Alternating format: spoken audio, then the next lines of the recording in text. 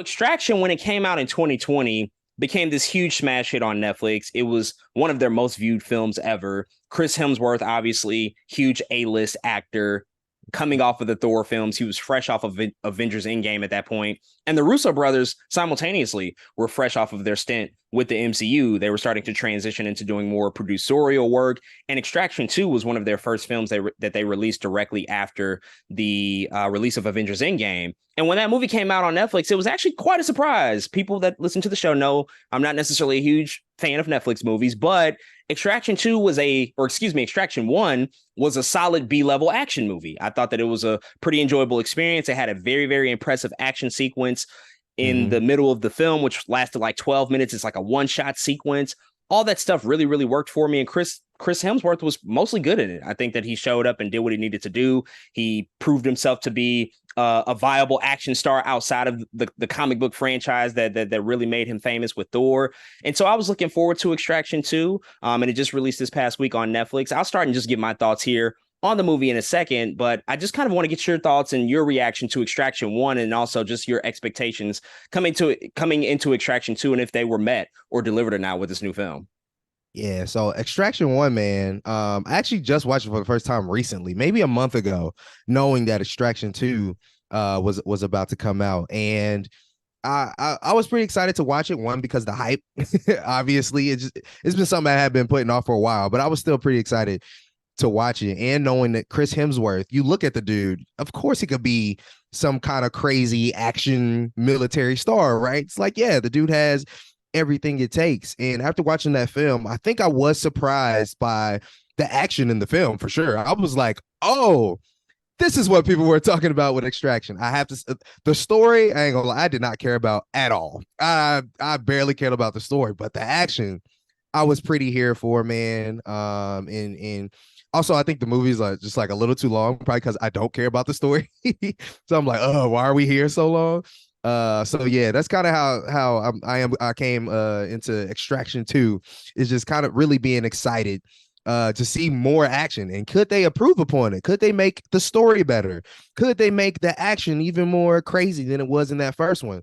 Because Netflix, like you said, we know it's hard to trust Netflix with a lot of movies nowadays. What can they do that's going to say, okay, I'm happy I watched that?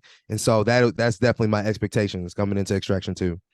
Yeah, absolutely. And with that being said, I have to say that Extraction 2 pretty much delivers a mirrored experience to Extraction 1. It's pretty much the same exact sentiments that you just shared, that it is absolutely thin on story, but the action, it's damn near A+ across the board. This movie does manage to take it up a notch and does kick it into another gear, because whereas the first movie had a 12-minute one-shot scene, this one has a 21-minute one-shot scene, which is absolutely incredible. And to be honest with y'all, if you're listening to this, I'm pretty much just going to judge the movie on that sequence alone. There's not really much else to talk about. But when it comes to that 21-minute action sequence, it is fucking amazing. It is absolutely wonderful to see them execute it in such a great way.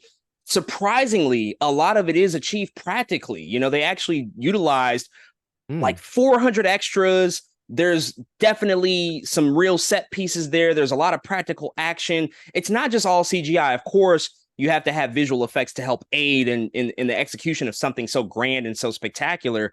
But the way that they meticulously planned it and crafted, it's actually quite a sight to see. They talked about with the script writing stage that once it was put to page, they had about 5 months to plan out that sequence. And they knew the type of pressure that they were under to deliver something that was going to really live up to what we saw in the first movie. And man, I got to say that they absolutely delivered. It starts off in a prison break sequence. It ends up in a prison courtyard, like something out of The Raid 2. You got a train sequence as well. People are on top of trains, helicopters, machine guns, explosions. It's so much going down, and it was hard to catch my breath because I'm like, wow, this is still going. You don't realize how long 21 minutes is until you just sit there and you're really clocking for it, because I knew it was 21 minutes going into it. But it was great. It was fantastic. The unfortunate thing about it is that it's in literally like the first 30 minutes of the movie, like the first hour, 45. So it peaks early. It peaks extremely early. The rest of the movie doesn't quite live up to those standards. And there's still some other good action, in the second and third act of the film, it does still work for the most part as you continue to carry through the story. But because we just know that this is a very thin story to begin with, and this is just meant to be an enjoyable B-level action movie, there's not much to keep you invested in terms of a character perspective. But you know what? I'm okay with that because sometimes that's all we really need. This definitely feels like an old school 80s action movie where the action and the testosterone and all that stuff is the focus. Like we're focused on the bullets and the explosions. Like I don't really care that much about story. I could use a little bit more. I do think that there's room to have a little bit more of that. We know that that's capable and something you can shoot for when you have movies like John Wick or the Mission Impossible series. Like those have pretty decent stories to them. So I do think that they have room to grow and improve there. But ultimately, I think the action is really what elevates this experience. Yeah, I have to agree. To be honest, bro, I've only seen the first hour. I have not finished this movie yet. Oh, just but stop. No need to finish. I'm Just go good. ahead. Just yeah, you're good. You got everything But you needed. I feel like I've already done it because, man, one thing I really, really love about I guess newer action, what makes John Wick so good and all of those things. What makes John Wick so good is I think they're able to establish a world, right? That we can all say, oh, there's lore here. Sure, we know everyone's here for John Wick for the action, but there's something else lingering in the background. And Extraction doesn't exactly have that. And I think that is the piece that's missing. But what it does have is this action that is that's this 21-minute scene is definitely a step up. That's like the one step up I feel like from the previous film. And it's really good, y'all. Like there was a moment, you say this is like 80s action movies. There's a moment where they're like, but they're killers. And Chris Hemsworth goes, I am too. And then somebody dies. That's all you need to know. So I was like, oh yeah, this is what I'm here for.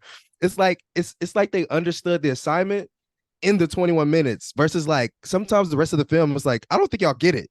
But for some reason, these moments, y'all understand why y'all here. I absolutely love one shot action. Is something about it. Jordan knows when stuff cuts too much, it makes me mad. Like I'm like, why are we cutting over it? Oh, it's like Catwoman basketball, like cuts. I'm like, why are we cutting? And Extraction, I think they understood that one shot action is fire. They understood that and they executed, and it looks good. And it's not just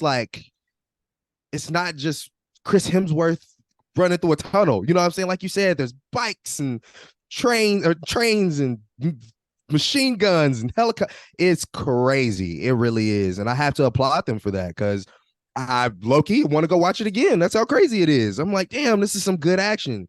I just wish the movie around it was as good as the action is. But like you said, we don't need that. I think they understood what they got with Extraction 1 and said, okay, let's turn it up. And I think they did a little bit. And so for that, man, I'm here for it. And I'm having a blast. I had a blast watching it. And I don't know what'll come out of this, if anything will come out of this, to be honest, but I'm happy they did it, man, because they like you said, that's some A+ action they had coming out of Extraction 2. And yeah, I applaud them for it.